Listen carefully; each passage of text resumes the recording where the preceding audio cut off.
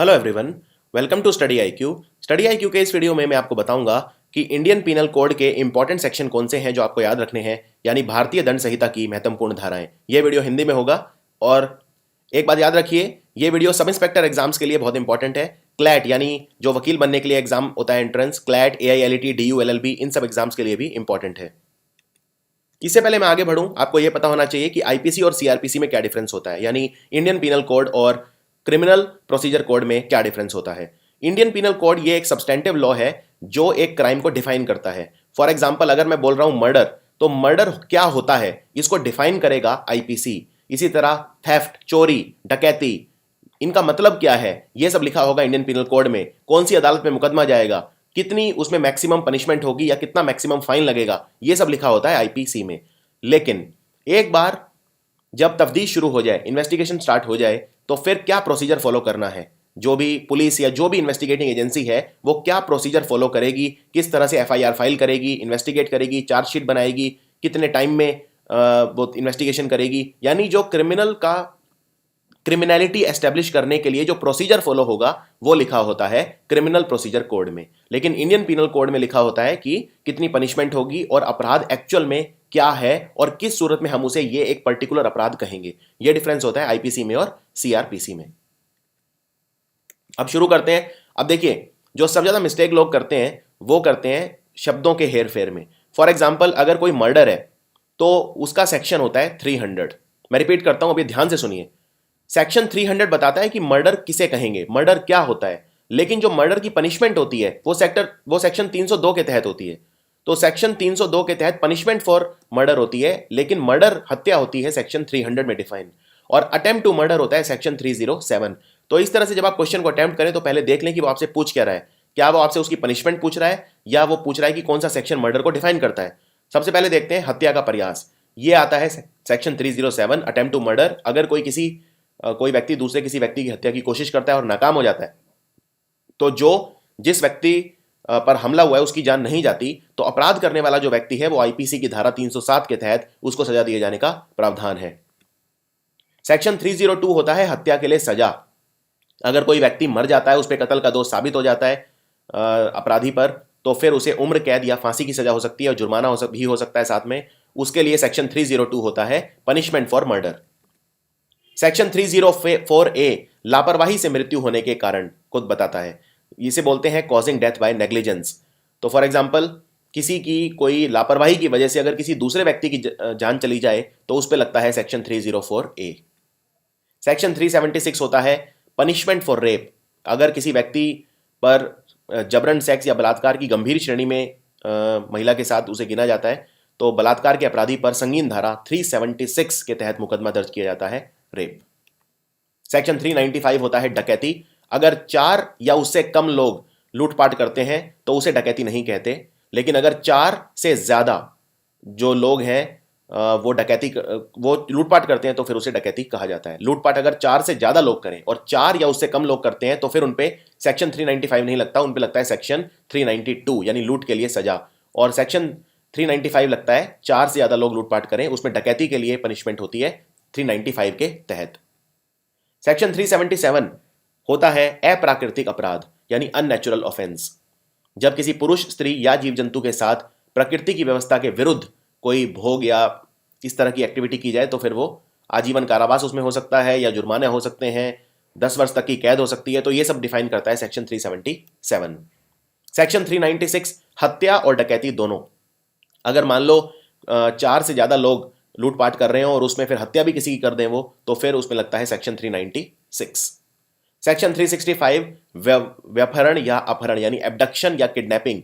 किसी को आप कन्फाइन करना, किसी को उसकी मूवमेंट कन्फाइन करना, उसको किडनैप करना या एब्डक्ट करना एक छुपे हुए इंटेंट के साथ, तो उसे बोला जाता है व्यपहरण या अपहरण, सेक्शन 365।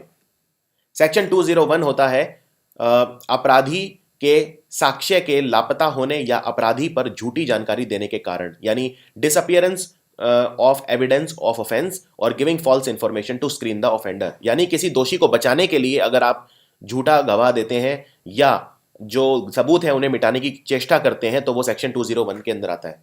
सेक्शन 34 ये बताता है कि जब किसी कॉमन इंटेंशन को लेके यानी सामान्य आशय को अग्रसर करने में, उसको आगे ले जाने में कुछ व्यक्तियों द्वारा जब एक्ट किया जाता है तो वो सेक्शन 34 के अंडर आता है।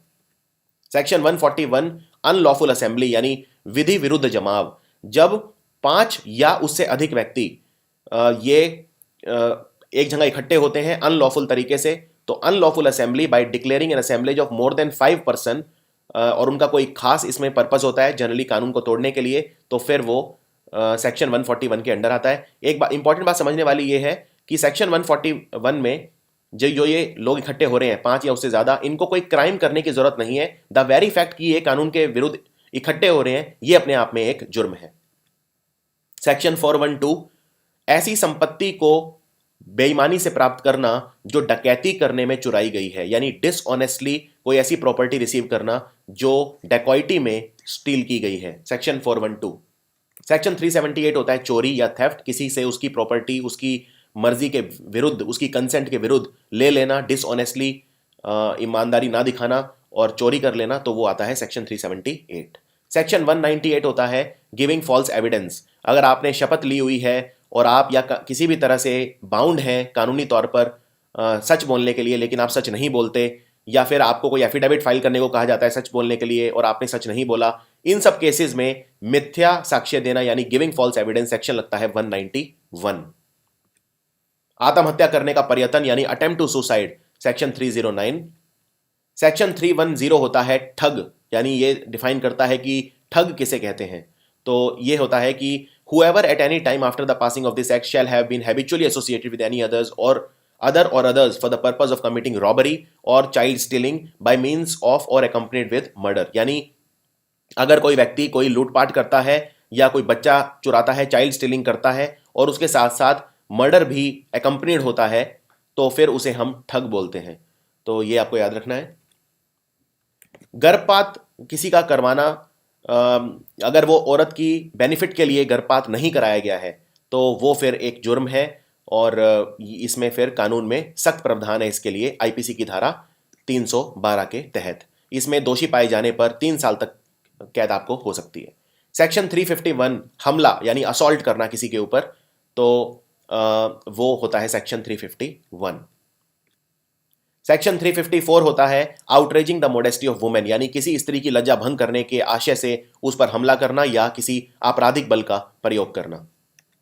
सेक्शन 362 है अपहरण करना, एब्डक्शन, यानी बल का प्रयोग करके या कोई भी डिसीटफुल मीन चीटिंग करके किसी को अपहरण कर लेना, तो वो होता है सेक्शन 362। अगला है सेक्शन 415 यानी छल, चीटिंग करना, लेकिन जो चीटिंग की पनिशमेंट होती है वो होती है 417 के तहत। तो चीटिंग क्या होती है ये डिफाइन होती है सेक्शन 415 में, और चीटिंग की पनिशमेंट होती है 417 के तहत। एक बात और, आपने 420 सुना होगा, जैसे अक्सर बोलते हैं 420 करी। 420 का मतलब ये होता है छल करना और संपत्ति परिदत्त करने के लिए बेईमानी से उत्प्रेरित करना, यानी आप किसी को ये कन्विंस कर रहे हैं कि जो प्रॉपर्टी है वो किसी के नाम कर दो और वो छल से किसी का प्रॉपर्टी ठग रहे हैं, तो वो फिर आता है 420 आईपीसी के तहत।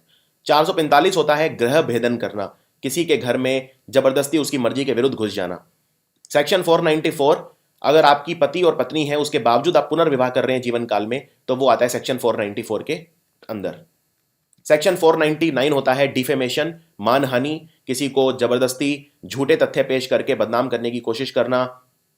सेक्शन 511 आजीवन कारावास या अन्य कारावास से दंडनीय अपराधों को करने के प्रयत्न करने के लिए दंड करना, यानी अगर आप कोई ऐसा क्राइम करना चाहते हैं जिसकी पनिशमेंट इम्प्रिजनमेंट फॉर लाइफ है या कोई दूसरे तरह का कारावास है, तो उसको अटेम्प्ट करने का प्रयास करने के लिए जो पनिशमेंट दी जाती है वो सेक्शन 511 के तहत दी जाती है।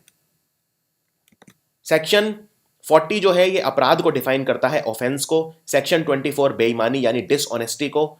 सेक्शन 54 मृत्यु दंडादेश का लघुकरण, यानी अगर डेथ की पनिशमेंट हो जाए, मृत्यु दंड हो जाए, तो उससे उसका लघुकरण, उसको कम्यूट करना। सेक्शन 55 आजीवन कारावास को कम्यूट करना यानी उसका लघुकरण करना। सेक्शन 55A ये एप्रोप्रिएट गवर्नमेंट यानी समुचित सरकार की परिभाषा बताता है। सेक्शन 63 जुर्माने की रकम यानी अमाउंट ऑफ फाइन कितना होगा वो बताता है।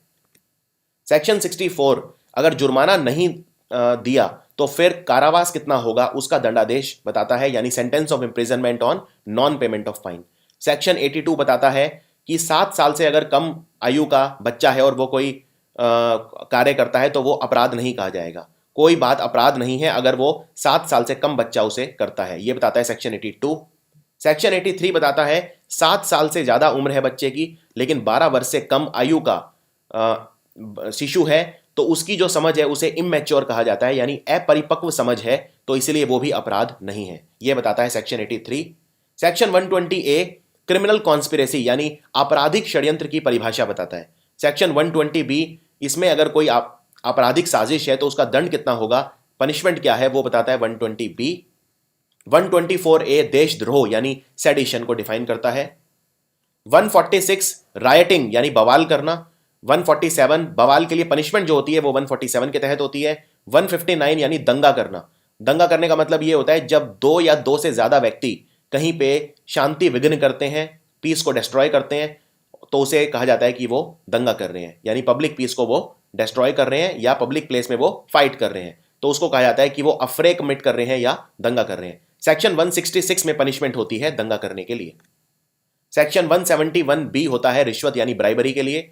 सेक्शन 212 अपराधी को संशय देना यानी उसे हार्बर करना, किसी अपराधी को अपने पास अपने घर में रखना, टिकाना, जानते हुए वो अपराधी है।